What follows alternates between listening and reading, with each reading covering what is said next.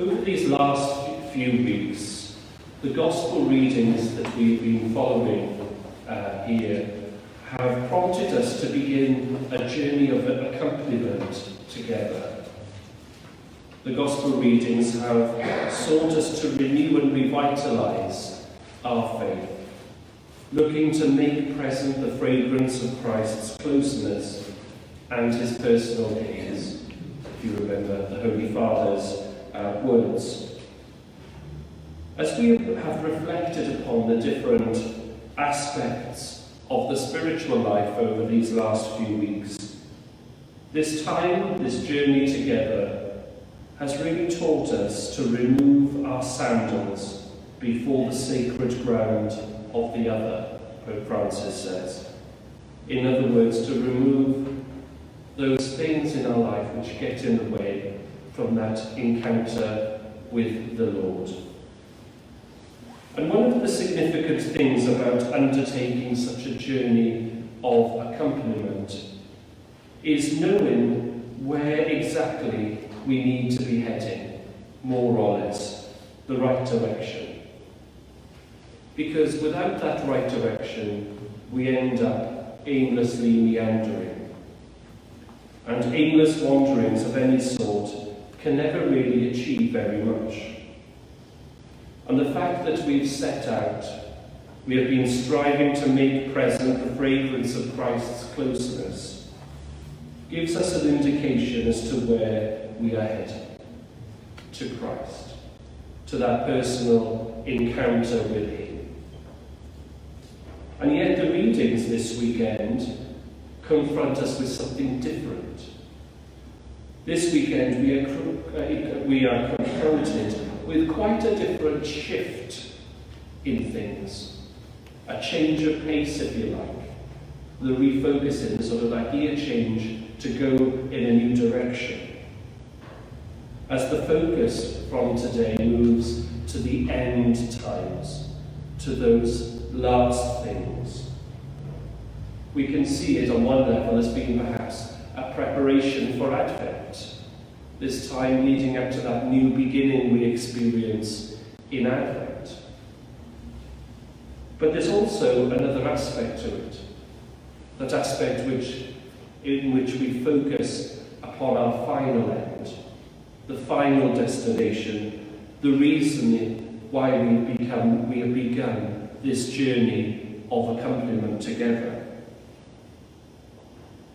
When we look at these readings from this weekend, we may think perhaps that all of this apocalyptic imagery is somewhat something outdated, that it's confined now, should be confined to the myths and legends of the ancients, or at the very most perhaps a Steven Spielberg movie in the cinema.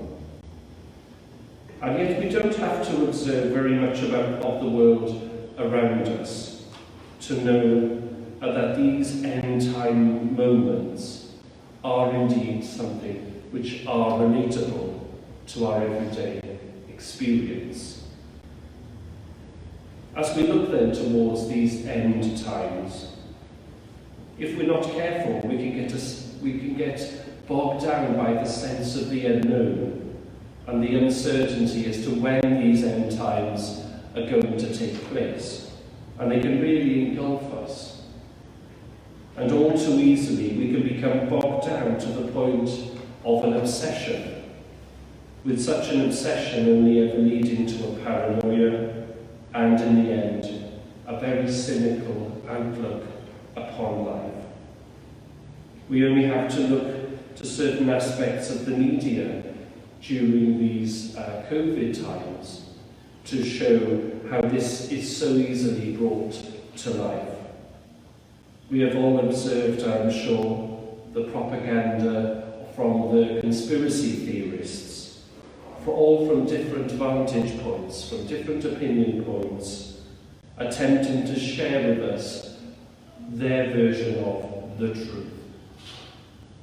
We may have even, heaven forbid, allowed these vantage points to become scaremongering tactics to dominate our consciousness, and our whole being.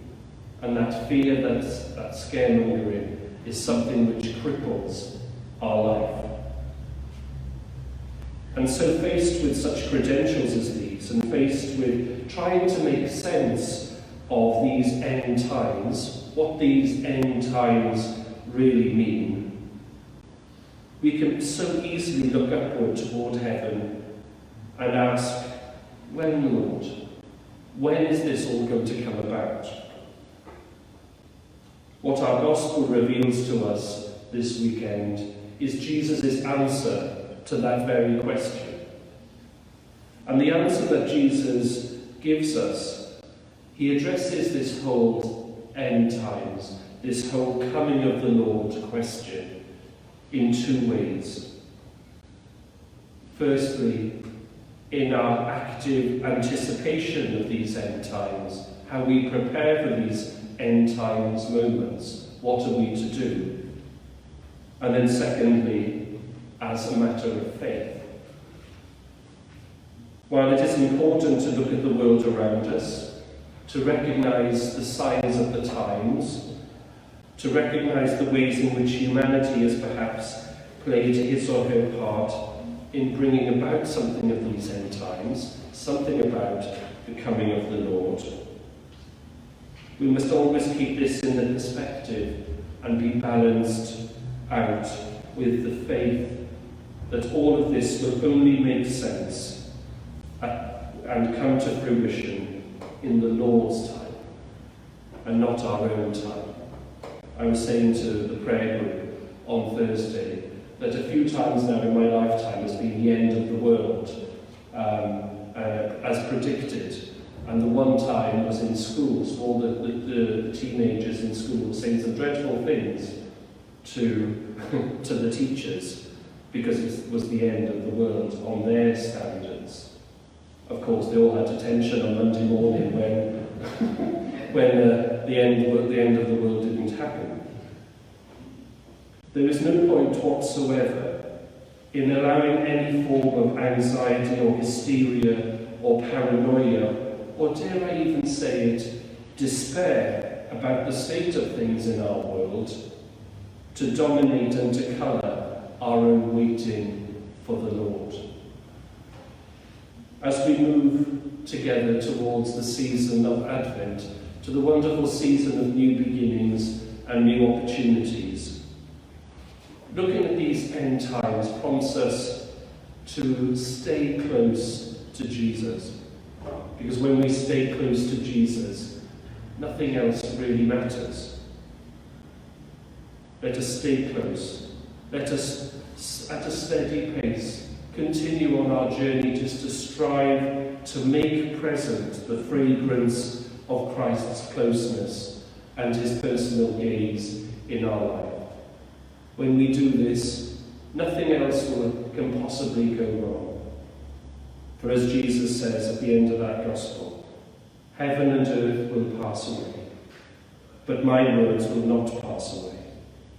We have the confidence and the conviction that if we stay close to Jesus, he will never abandon us or leave us alone.